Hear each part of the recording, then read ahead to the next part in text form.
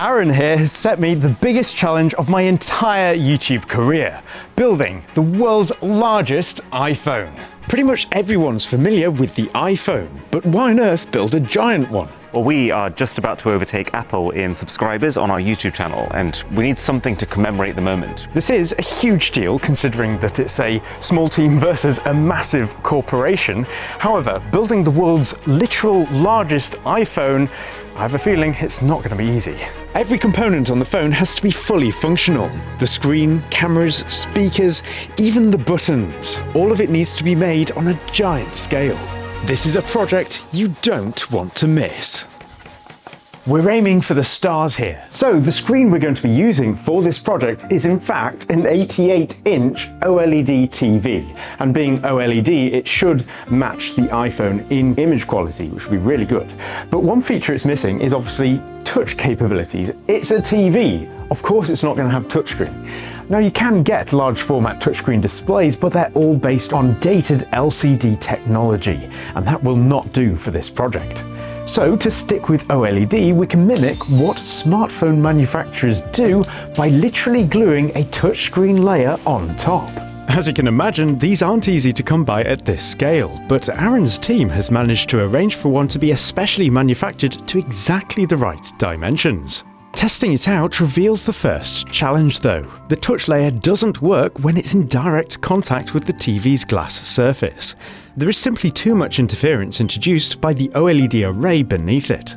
This isn't too surprising considering that the capacitive touch foil isn't intended to be mounted directly to a display like this, but after some experimentation, I found that a quick workaround is to first lay down a sheet of acrylic to separate the touch foil from the TV's front surface, creating a sort of buffer that allows the touch foil to operate normally.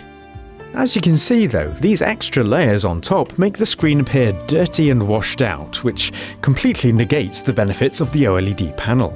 The cause of this can actually be observed on a small scale by holding a transparent plastic sheet against a piece of black vinyl, where it's given a grey appearance because of the air gap between them. This is why high-quality touch displays, including your smartphone, are often laminated with optically clear glue, as the glue bonds the two layers together and changes how light passes through them, preserving contrast and clarity.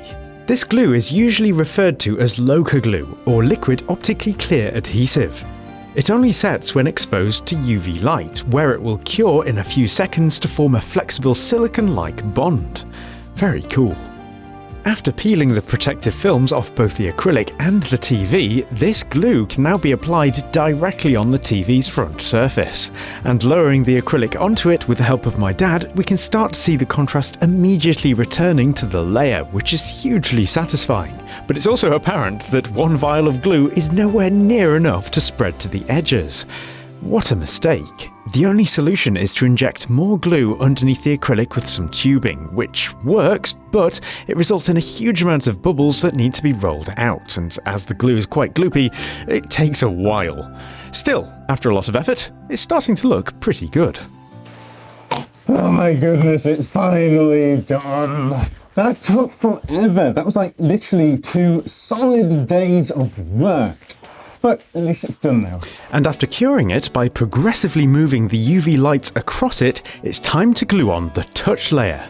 Learning from my mistakes, I've this time emptied several vials of glue into a jug so that they can all be dumped onto the display in one go, and it's really paid off as it reaches the perimeter without too much effort. We're not out of the woods yet though. This touch layer is very fragile, so cannot be the front surface that people interact with when they use the final phone. So guess what that means? Another acrylic layer, of course. In addition to featuring a special hard coating to protect it from scratches, this final sheet is much larger as it also features a painted-on bezel to cover the outer edges of the touch foil to keep things visually neat.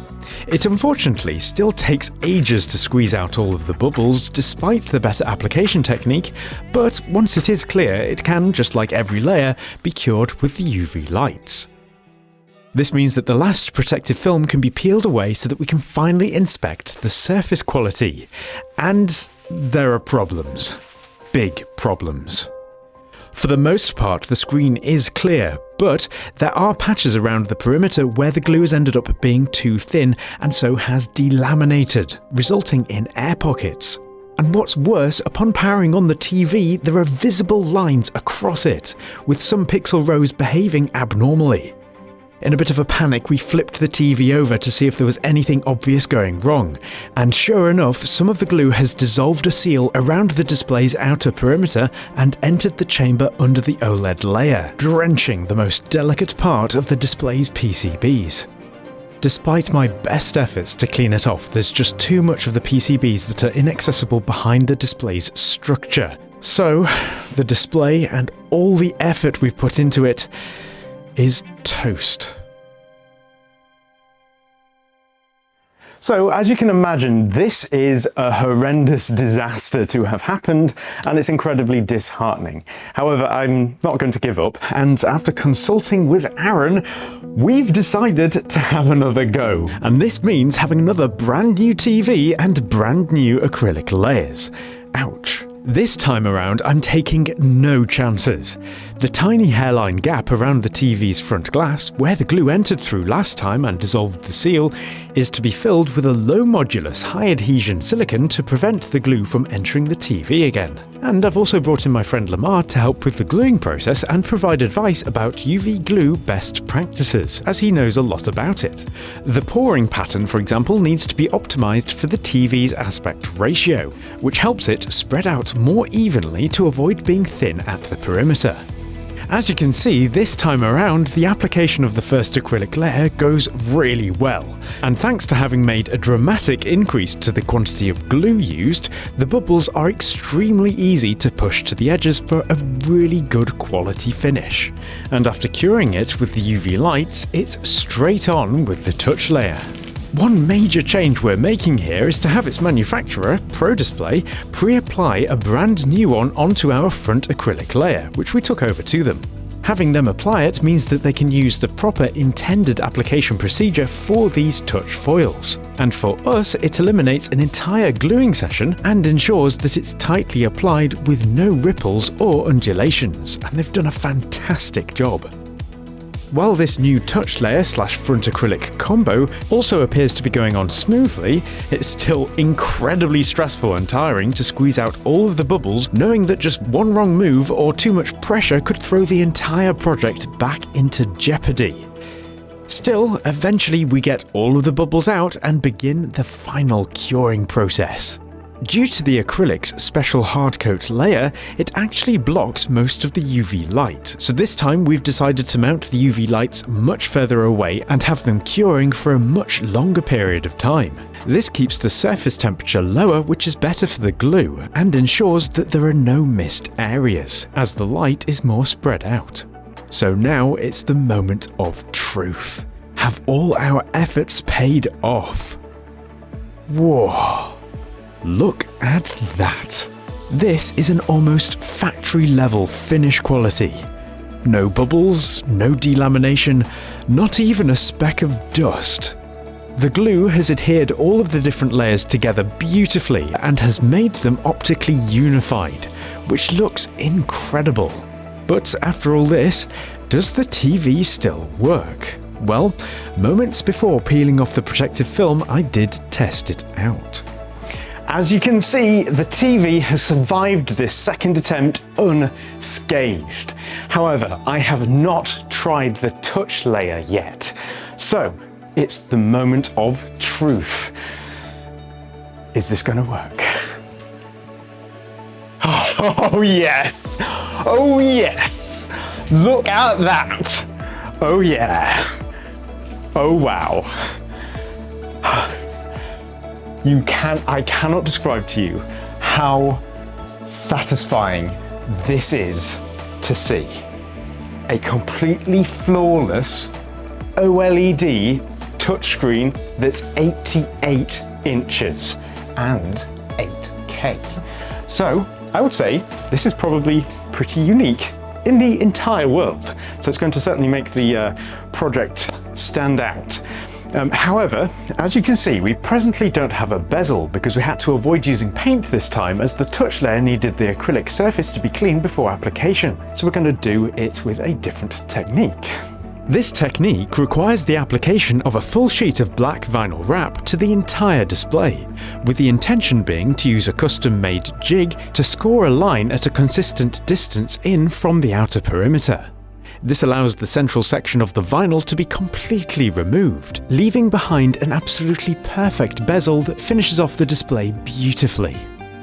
Ignoring the protective film that will take off the bezel later, the gravity of what we've achieved really sets in here. This is a massive 88-inch top-of-the-line OLED TV that's been DIY'd to be a real capacitive touchscreen. And on top of all that, it really does look like a giant replacement iPhone panel. Just wild. Well, it has taken literally weeks to get to this stage, and boy, am I relieved, because the whole project was hinging on this display being able to be made, basically. And now that we have made it, and it's successful, and it's so flawless, which is amazing to be honest, it's time to build the frame that will not only support the display, but also all of the aesthetic elements that will make it look like an iPhone. Now, it's pretty much inevitable that the final phone is going to be extremely heavy, so I need to do everything that I can to make it as light as possible. So for the frame, I'm using a combination of aluminium trusses and sheeting. However, as there are so many components that need to be fitted inside, I need to first make a digital model so that I don't miss out the mounting holes for even just a single part. And yes, this has been made in SketchUp. You know, I'm a pro, using pro software. Yeah. Anyway, as you can imagine, there are about 1 billion of these openings and mounting holes, so it takes rather a long time to cut it all out, especially as it needs to be millimeter perfect. But so long as I've done a precise enough job, it should save time in the long run.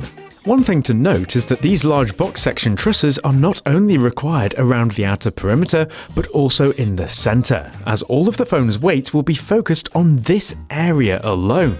This is because the phone's entire weight will be resting on this single point, as the plan is to have it able to be rotated on some sort of stand. It's a big challenge in and of itself, so we'll see how I get on with that. But for now, I have a really rigid frame that will not only support the TV, but also provide plenty of space for all of the components that have to be fitted inside, starting with the TV's own PCBs. These handle both the video signal processing and power delivery, and with this particular TV, there are a ton of them. I've honestly never seen a power supply require so much PCB area, and there's only just enough room for it all to squeeze in.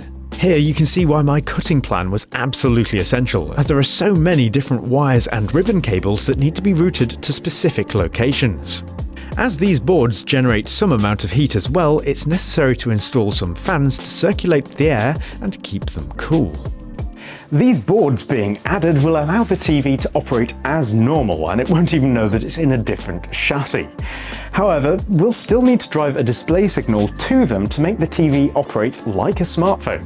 And the problem is that iOS, the operating system that makes an iPhone, is extremely locked down, and there's presently no way of using it with an external touchscreen display without resorting to emulation. This means that I'm going to have to get creative and do, perhaps ironically, the most un-Apple thing ever. Use their competitor, Android. You see, there's a custom branch of Android called Bliss OS that can be installed on normal PC hardware, and it provides full compatibility with plug-in touchscreen interfaces like the one we've installed. It can be a bit tricky to run on the latest hardware, however, with help from Lamar, we've managed to find a golden selection of components that work perfectly with it and provide massive performance gains over a typical smartphone by several orders of magnitude. After consolidating all of these parts together to keep them neat, it can be dropped inside the frame and hooked up to the TV's input. This PC hardware takes up an entire section due to its size, but the top area remains free for another key aspect of the build: the camera system. Apple puts great emphasis on the cameras they use in their phones, with more than one included for the best image quality at different focal lengths. A stunning job in miniaturization to be sure, but you still can't beat a full-frame camera for light gathering ability. The one Aaron and I have decided on here is a Canon R5, which is a 45 megapixel full-frame beast, and with a 28mm lens it should do a great job as the main camera. As it's going to be sealed inside the frame though, how on earth is it going to be used to take photographs? Well, it's actually got full wireless capabilities, which means that it can be connected to from the Android environment for full remote control and delivery of images. Not bad. So that's the main camera sorted, but what about something for the telephoto shots? Well, this is where a second camera can come into play. This one is an RX10 Mark IV, and it has the ability to zoom to the equivalent of 600mm. This is extreme telephoto, and is quite a bit more than what you'd expect from a normal iPhone. At this zoom level though, its lens is really long, so how on earth are we going to fit it into the phone chassis? Well, we can actually copy what smartphones do by installing a mirror at 45 degrees. This basically bounces all the light towards the camera so that it gets a view out through its respective camera ring. It's even motorized so that its view of the world can be moved up and down. Quite an important feature for actually aiming it at things, considering that the final phone won't be very maneuverable. So things are really starting to come together, but there's still one more component to add to this area: the flashlight. Now, as pretty much every aspect of this build is being pushed to the maximum, I think we need to do the same for the flashlight. So I'm going to use one of these. Despite appearing tiny, this LED is actually a 400-watt studio-grade lighting unit that can deliver a colossal amount of light. So much so that it's necessary to use a special water cooling system to keep it cool. Oh, I forgot how bright these things were. Yikes. Now, as you can see, its light output is very broad and not at all focused, so the addition of a lens really helps here, with the light now being thrown far further and appearing much brighter. Mounting wise, there's just about enough room for it next to the cameras, with its power supply squeezing in next to the display boards. Lamar has even developed an app for brightness control within the operating system, with various relay-based failsafes to protect the LED. Things are really looking a bit tight inside here now, and it's about to get even more squashed because it's time to add a speaker system. Now, simply because of their size, normal smartphones have notoriously bad speaker systems, and you certainly wouldn't want to have to rely on one for a party, for example. However, the TV's original speakers don't even improve things that much. Bigger is simply better when it comes to audio. However, for obvious reasons, there's no way that I can fit speakers like this inside the casing. So I'm going to have to get quite creative and use various speaker techniques to maximize the utilization of the space that we have available. And the first technique I'm going to go with is by building a transmission line subwoofer array.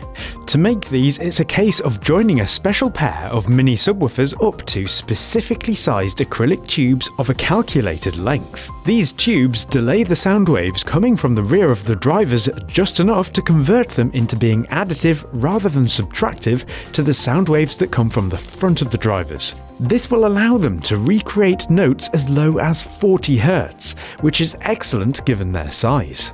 As for mid-tone sounds, they can be handled by mid-tone drivers in custom sealed boxes. As you can see, I've added plenty of lining to the inside walls for an ultra-clean sound output, and the boxes themselves are shaped to fit around the various components to maximise their internal volume, with a small air motion transformer tweeter squeezing alongside them to add some sparkle to the high frequencies. And they're all powered by two quad-channel amplifiers with 50 watts per channel. This setup should result in a very big soundstage that will punch well above its weight. If you're interested in building a pair of speakers that utilise these very same techniques, you can find a full video on the topic on the main channel, which includes full build plans as well. They really are quite remarkable performers given their size. So the internals are almost complete now, But there is an important element to still install: the side buttons. Now, on a smartphone, the side buttons are really the only other thing you'll interact with besides pressing on the screen. And because they need to be so massively scaled up, I want the act of pressing them to be an experience in and of itself. And to do this, I'm going to be using some air pistons.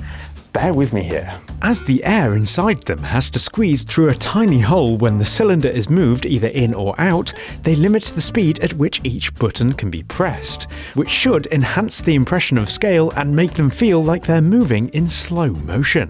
To rig these up, I've used 3D printing to make a custom chassis for each button, which can impact against some electrical contacts for a confirmation of each button press. Now, unsurprisingly, I don't think that a 3D printed look is really going to match the rest of the build, so I've had machined some solid aluminium caps that can fit onto them. As buttons go, these look remarkable, and they really do appear to be giant iPhone buttons.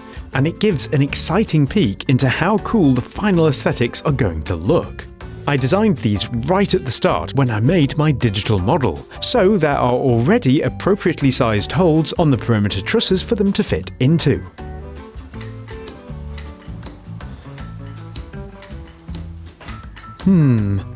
Addictive. I really like how these buttons have turned out. They feel massive and they look exactly like iPhone buttons. However, the perimeter definitely doesn't look like an iPhone, so let's fix that. The eagle-eyed of you will have noticed earlier that the CAD model features some rims that cap off the outer parts of this perimeter. The intention with these is to have them milled out of solid aluminium, just like the buttons. The company that's milled these has made a fantastic job of them, and finished them with a lovely brushed appearance. I particularly like the corner pieces as they emphasise the shape of the phone and look great when they're screwed in place. One difference compared to a real iPhone though is that it's been necessary to add some large holes to both the top and bottom rims. These are for allowing the sound from the speakers to emanate unobstructed, and to allow for adequate airflow to cool all of the high-power hardware inside. It's a bit like a big exhaust on a fast car, necessary only because it's just got so much internal power. The side rims are much more accurate to a real iPhone though, with openings only for the buttons. An interesting thing about these is that they've been specifically designed to be mounted magnetically to the trusses, and the reasoning for this is to allow access to some threaded rivets for adding some optional heavy-duty handles, as all of the components have added up to such a massive weight that these handles are going to be required for transportation purposes and for manoeuvring the final phone onto its stand later. Once it is in situ though, the handles can simply be removed and all of their bolt holes covered up with the side panels for an ultra clean look. Now, as this has been my first properly commissioned project, a huge challenge for me has been tracking time spent on each element of it, keeping the receipts organised and counted for each part, and also getting it prepared for the final invoice. Thankfully though, this video's sponsored ad is for Odoo, which is an all-in-one management software that helps you manage your whole business in one platform. Juggling different types of software for business activities can be a mind-boggling experience. As I just mentioned, you've got hours to track, accounting, website management, advertising, the list goes on. With Odoo though, you can significantly improve your business workflow with a wide range of applications to simplify these day-to-day tasks. Their website builder, for example, is a powerful tool for creating a website quickly, easily, and efficiently. And if it's your first application, you can use it for free for life with unlimited hosting and support. And you can even get a free personalized domain for a year. You can create your website in only 4 simple steps. Define your goals, choose the color palette or insert your own logo, add pages and features, and choose your theme. It's highly intuitive. Simply drag and drop blocks and begin customizing them, adding content like text, pictures, and functionality like animations or typography. You can organize the layout of your block how you want it with the grid. And if you're short of inspiration, Odoo's got you covered with their built-in AI feature. So what are you waiting for? Begin simplifying your business workflow today using Odoo by visiting the link in the description. So, having mounted all of the components, I can now be confident that I've not missed any mounting holes, so it is, at last, time to bond it to the screen. This is a permanent process that relies primarily on glue. The glue we're using sticks insanely well to both the rear plastic of the TV and the aluminium on the underside of our framework. However, it will also be complemented by a few mechanical mounting points as well to make sure that it will never ever come away. As you can see, for the gluing process, most of the components had to be temporarily removed, but now that the screen is in place, they can be refitted, this time carefully routing all of the wires and making sure that all the screws are tightened with thread lock. It really is quite an impressive amount of internal components, and it's worth taking a good look, because you're not going to see it again, as it's time to add the last piece of the framework that will finalise its strength and make the entire thing ultra rigid. And this is, of course, the back panel. As this back panel is screwed in place, it converts the frame into a laminated structure, pretty much eliminating any possibility of twisting or bending that can happen to it. There are a lot of screws to be tightened up here, but each one is worth it for the strength it will add. As you can see, it looks cool in a sort of industrial way, but taking a close look, you can see that it's actually peppered with more magnets. This is because the intention is to use a final acrylic sheet to cover everything up, and these magnets allow this sheet to be stealthily mounted in place without any screws being visible. Although we'll leave the protective film on for now to peel off later. As you can see, this back panel also includes a nice resin printed rim around the camera area, but this still leaves to be added all of the camera area's aesthetic trim. This is super fun. The camera rings themselves are again solid aluminium, although this time finished with bead blasting for a matte appearance. They sit on top of some 3D printed parts to black out their insides and prevent internal reflections from affecting the cameras, with some glass discs finishing them off nicely. These all get held together by a massively thick sheet of acrylic with an additional grey backing sheet, and this too looks absolutely wild, just like a real iPhone camera section, only massive. Sticking with the magnetic theme, it also can be held in place with appropriately strong magnets for accessibility reasons, and it really completes the look. It kind of messes with you because it's a familiar item just on a massive scale. What have we done, Aaron? What have we done? Wow. So with the project almost complete now, there's one last thing to consider, and that's how to make it usable. It's simply too heavy for 1 or 2 or even 3 people to move, so the solution is to mount it to a stand.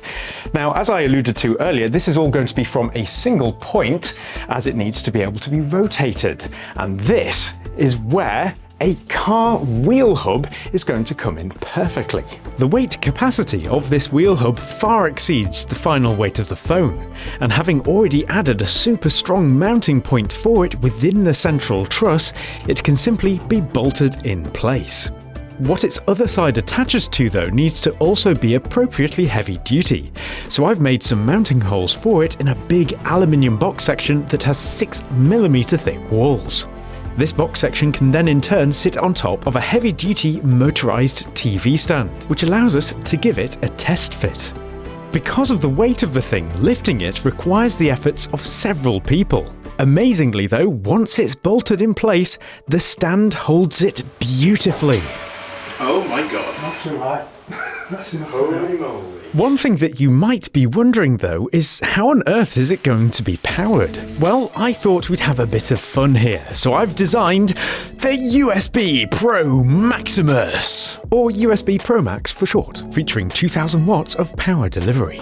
It's really just a few 3D printed parts that house a standard kettle cable, but it's pretty darn cool looking. It even features some built-in magnets, because we haven't used enough of them already, to keep it from falling out when it's plugged into its accompanying socket on the bottom side of the phone. Adjacent to this, by the way, is a hidden power button where normally on an iPhone there would be a screw. So let's test it out. There's not enough room to have it in portrait mode in my studio, unfortunately, but it does all work. If you're wondering why it looks so much like iOS rather than Android, it's been beautifully skinned by Aaron's team, and it looks pretty convincing. So, it's working. This is incredibly satisfying and a huge relief to see it actually in action and that the TV and touch layer have survived. But the biggest challenge perhaps left is actually to get this over to Aaron's place. But thankfully, I've got a load of people to help me. Even so, it's still a massive struggle to get it into the van, and we only just manage it. This project really has stretched all of us to our limits in so many different ways, and it's wonderful for the end result to be so jaw-droppingly awesome. A lot of effort, sure, but it's unique. Should you're coming up this step. Step. Eyes lower it a little bit. Good. Nice. I can really see you slowly pulling it in. Does it just go here? Yeah. Okay. Oh wow. Despite being involved in the build process remotely, this is Aaron's first time seeing it in person. Oh, it's time. I've been wanting to do this I've wanting to do this the whole time. Oh, that's amazing. That is absolutely amazing. This is like, forget fidget spinners. This is it. This is technically world's first unbagging of a USB-C Pro Max. Exactly. Oh my God. It's like a mace. Line it up and And that's it. And the magnets hold it in place. Yeah. Wow. Wow. The camera. Wow. Oh my God. It's so high. That's amazing. Oh my God. This is crazy. It makes absolutely no sense to play on this, but wow. The journey to get to this point has been a long one, with many highs and many lows. But what Aaron and I had the vision for here may possibly be the world's largest replica smartphone, something that Aaron may be able to make official with a world record. So I hope you've enjoyed seeing the build process behind the world's largest iPhone. Aaron's now going to be doing some crazy stuff with it. It will go through the appropriate review process. Exactly, yeah. So other than that, if you want to see what he gets up to with it, check out his video, which I'll link to down below. But other than that, I'm Matt. I'm Aaron. And we'll catch you in the next one. Goodbye for now.